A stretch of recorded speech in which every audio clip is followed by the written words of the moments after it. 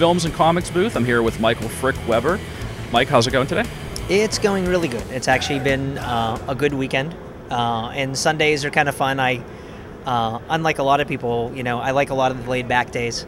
You can really just kind of talk to the different creators, the different people, customers, and I don't know, I guess it's easier for maybe more of the laid-back people, which are a lot of the artists as well. Yeah. And so tell us a little bit about your book, The Field on the Edge of the Woods. In the elevator pitch, if you want to compare it to things, it's almost like Gladiator and Lord of the Rings with a little bit of Blazing Saddles mixed in. It's kind of an epic with some humor, and what we're even going for is trying to think of something that would make us stand out. I mean, we're kind of viewing this book as a resume to put as much of our hearts and effort into it as possible, because we're new to the comics. We're in the process of breaking in, and we wanted to create something that we think was going to be different, and we think would, kind of get us noticed, and, hopefully it will. And so this is your first foray into writing? I've written before. I'm a director-producer by trade. I've been working for 15 years telling stories via video. I've done, some script writing, and I've got 2 indie films that I kind of put together, written, directed, and produced, but it got exhausting for me doing everything by myself. And what kind of turned in for me was, it's just like making an indie film or making a film, but you're stopping at the storyboards. And instead of camera people, I was able to get, work with a team of Gary and Lauren, and we kind of bring it to life that way. So, why, or do you have a background in comics? Have you been a fan, or like how did you decide to go the comics route? I grew up loving comics. One of the things that might be unique, and maybe there's other people like it, I'm also dyslexic. So it's hard for me to read. When I was really little, it was really hard for me to read. So I could do comics. I could, whenever we had to do a book report in the library or anything like that, I picked books with pictures because it would take me, what most people would probably read in a week, it's like, it just took me a month because it was just hard. And I gravitated to it, and I kind of stuck with it. And, you enjoy it. I like the picture. I'm a visual person, so I like the picture part of it. And then, the writing and the stories. As when you're growing up, you're just growing, like you love, like, the Secret Wars books with, like, heroes everywhere. And then you start reading the stories after a while. Yeah. And, loved it, since a really early age. Okay.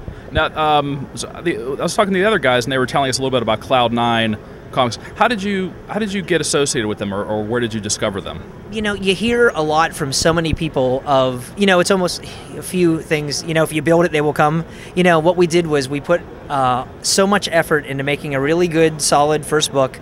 We, put the effort, time, investment and money as well into a website, and actually they found us. So it was almost quite literally being in the right place at the right time. But we also had that thing when someone said, hey, that looks nice, that they were able to see a good, nice, finished product.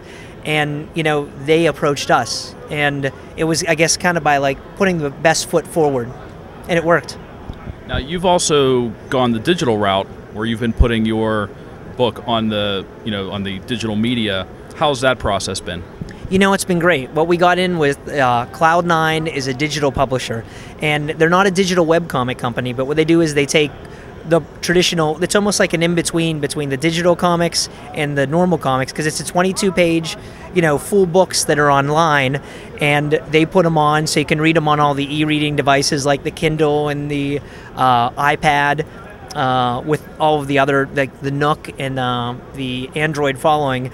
But we got in touch with them, and it's been so easy that they've taken care of all of that for us. And the nicest part is they're international.